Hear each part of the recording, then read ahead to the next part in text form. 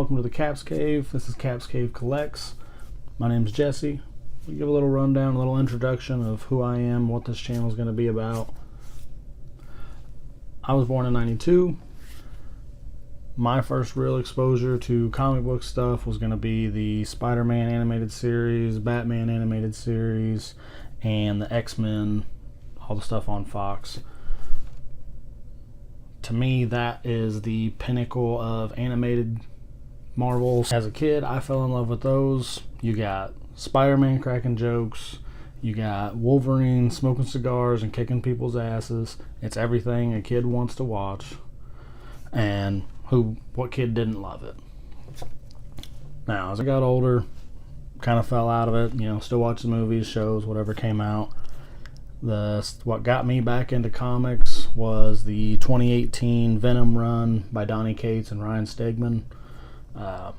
I just happened to be at a shop and picked up an issue and just read it, and loved it. I hadn't picked up a comic book in probably 10 years at that point, and that's what really brought me back into it.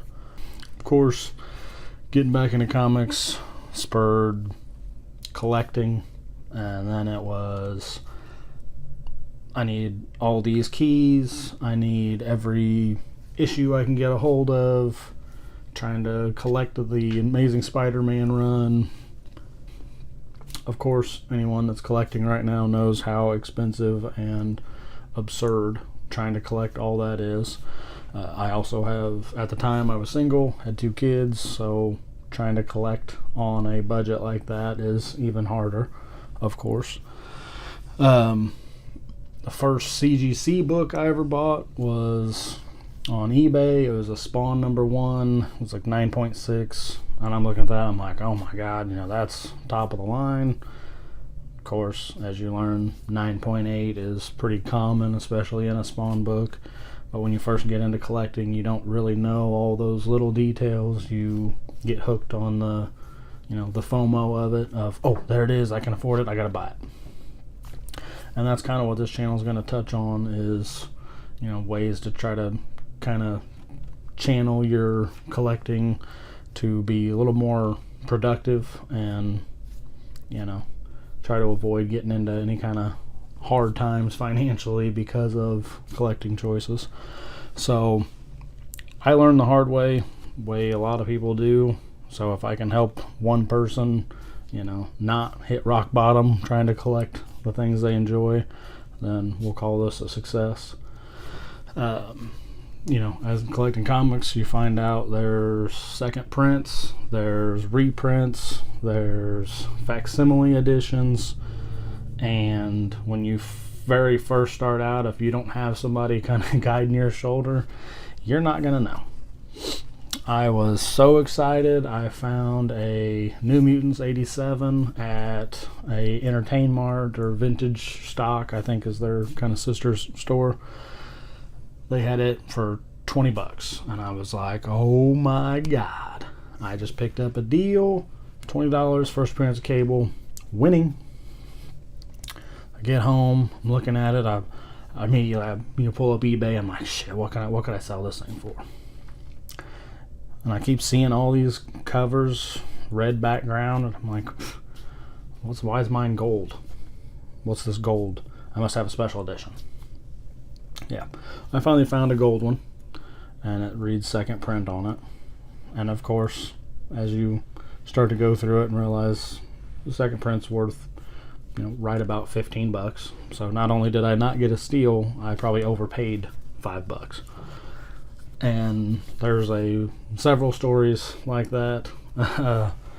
Got what I thought was the Red Hulk, first Red Hulk, Hulk #1, 2008. Turned out to be the reprinted edition that they had put in the back of the action figures or whatever, and just minor details that I didn't pick up on when I first started cost me a lot of money.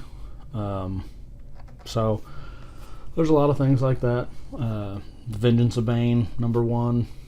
The only difference between the regular one, the first print, and the second print is a tiny little Roman numeral #2 underneath the I think the artist names. So, million stories like that could have easily been prevented and avoided with a little bit of research and development. But when you get caught up into collecting, as anybody watching this that probably is, you don't pay that much attention. You see it, gotta have it, I want it, I need it now. And so, like I said, that's kind of where I want to go with this channel, is helping people, kind of guide them into what things to watch out for. There's a million different places you can buy them, and some of them are great, some of them are very seller friendly, very few of them are dedicated for a happy buyer at the end of it. So the reason it's so important to me is because I bought and bought and bought. I would, if I saw it and I wanted it, I'd buy it. It may not even matter that it was something that I cared about, but it was a key issue, so gotta have it.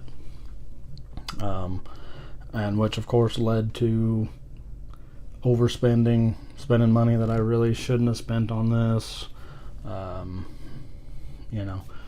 Diving into debt on a credit card because this book is at a price that's not usually at.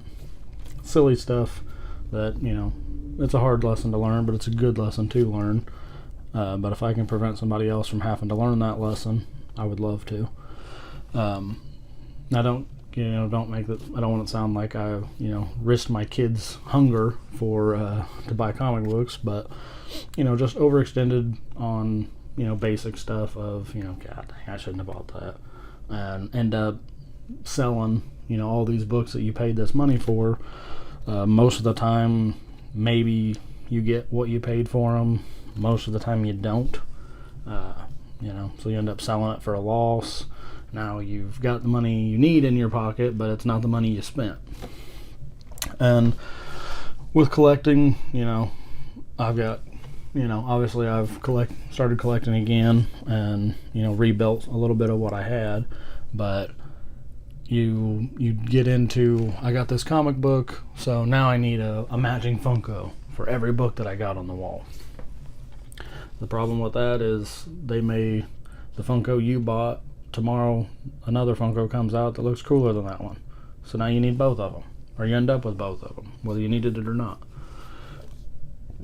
And so those are the kind of things I want to help try and guide people away from. Just not getting deeper than you need to. Now, obviously, if you got the means, the money, if you got it, flaunt it. Ain't no shame in that game for sure. But those of us that collect on a budget, or need to collect on a budget, I'd like to help guide them to that. So that's my biggest deal of why I wanted to start this channel, was to help get people in a better situation of collecting. Collect responsibly. Comic Tom, Jim Mint, those guys are notorious for, geek responsibly, let the hobby fund itself. You buy something, once you get kind of tired of it, don't stick it in the back of a box, sell it and move on to something you really want. So that's what I aim to do. I want to help people and have a good time. I'm sure there'll be other topics we hit on this channel, but that's going to be the main focus. So for now, till next time, peace.